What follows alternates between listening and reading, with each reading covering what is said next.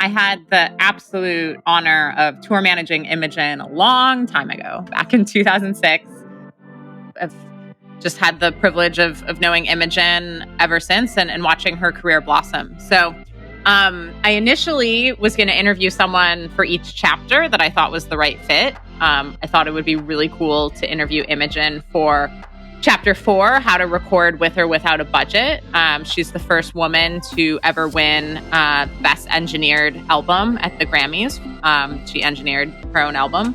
But then I'm like, that's ridiculous. Why am I limiting it, to one chapter with Imogen? So kind of similar to the Zoe Forward conversation. I went through each chapter with Imogen and caught up.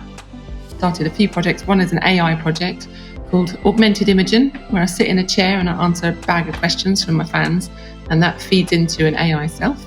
Another one is a content site that we're about to launch at the end of this year called Hab Lab TV, which is kind of inviting artists and services to share what's good and bad about the industry through interviews and performances.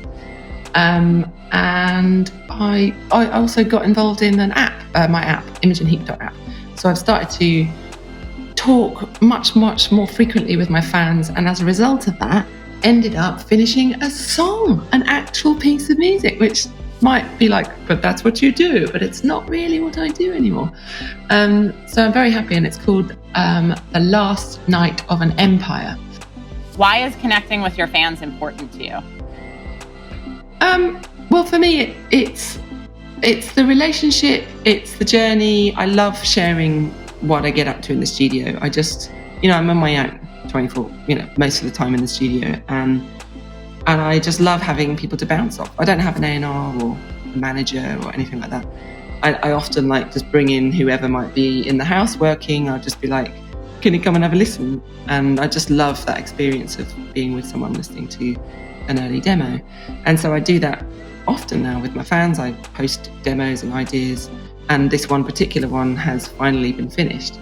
And I've never shared it to this degree, where I'd literally be posting first demo, and there's about 9 different versions, and I even posted the pre-master and the post-master version, so they could hear the absolute difference that my mastering engineer did. And then they even went so far as to say, I noticed that one of the lyrics is really loud in this bit. Have you accidentally, And I looked on the mix and I was like, oh yeah, it is really loud, that. So they've actually contributed to, making it a good, really good final master by going in again after the final master and tweaking that last bit because one of them mentioned this thing. So yeah, that relationship is just,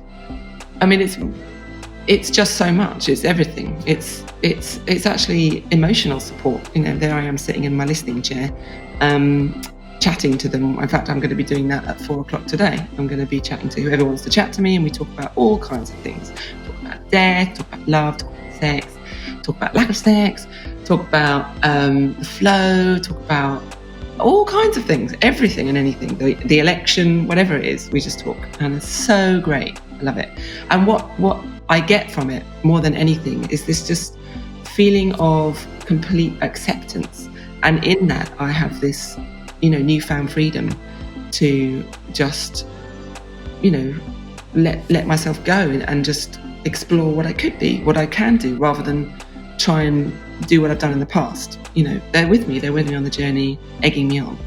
So it takes the edge off any release, actually. That's what it does. And I've always found that with connecting with my fans, even from Speak For Yourself, which was, I don't know, was it 15 years ago? Yes, that was when I was tour managing you. I can't believe it. That's right, yeah. So even from then, that's what I found so precious, was being able to share in the process and not be nail biting biting my nails off.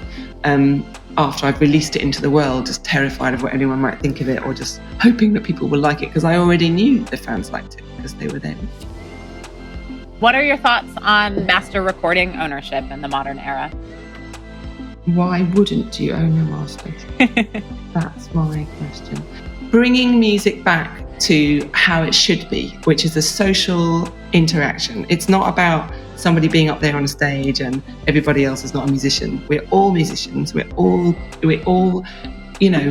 from day dot, we are listening to the heartbeat of our mum, we are these rhythmic musical creatures. The publishers are the good guys, I've always seen them as the good guys. They've been the ones that give me the money, and they don't, completely, just shaft me, for it. Yeah. They take the opposite amount of percentage, whereas a label might take 80%, the publisher might take 20%. So it's always a better business to get into, is the songwriting business, for sure. You don't have hardly any costs, much better deals. Songwriters get paid on radio across the world, but performers don't. Yeah. So having a good relationship with a publisher is very important. Yeah. It's really hard to follow the stream. Right. I wanted to swear there, but I won't say. It's so irritating that it could be so much simpler. But it's not really any one particular person's fault. It's just as a result of, paper accounting 100 years ago, and people writing down the names of songs in a radio station and going and giving a piece of paper to a publisher who then might pay whoever. It's gone from that to trillions of songs played, maybe not trillions of lines of data, sure. Every probably second, I don't know, like ridiculous amounts of data. And I think there's a new song uploaded every half a second or something. There's so much music. And the industry just is completely buckling in the weight of that data. So, sadly, I can't fix it. I was hoping I could about 4 years ago. I had this grand plan, or 5 years ago. But it's kind of boiled down to this creative passport thing. So I would just say, if anybody wanted to help,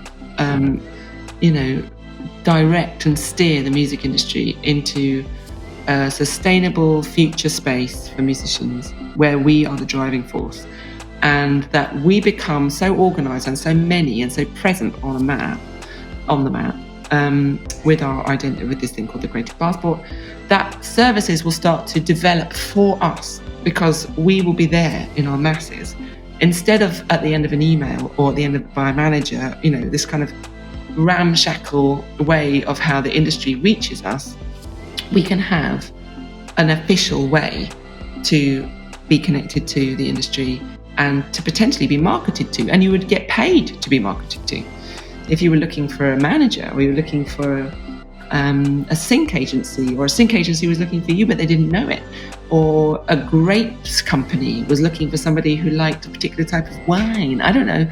There's basically, by sharing your skills and your songs and your charities you might support, and where in the world you are, what languages you speak, highlighting interviews, all that kind of stuff, putting it in your creative passport for the world to see when they need it. Your latest biography. So you don't have to type it in 500 times to different services. And it's always current and up to date, because then the APIs are, the services are sharing that information from you and paying you for it. That's the plan.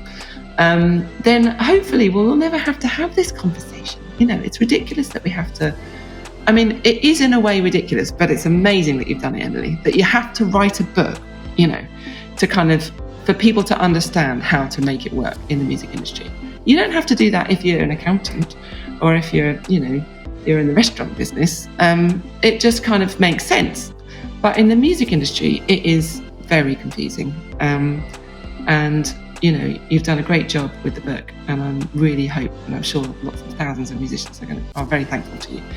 And what I hope to be able to deliver with thousands of other musicians with this creative passport is empowering us in 10 years from now that it just works, because we are there playing our part, being organised and ready for business, so that the whole industry can build services on this ground layer of identity and in time songs.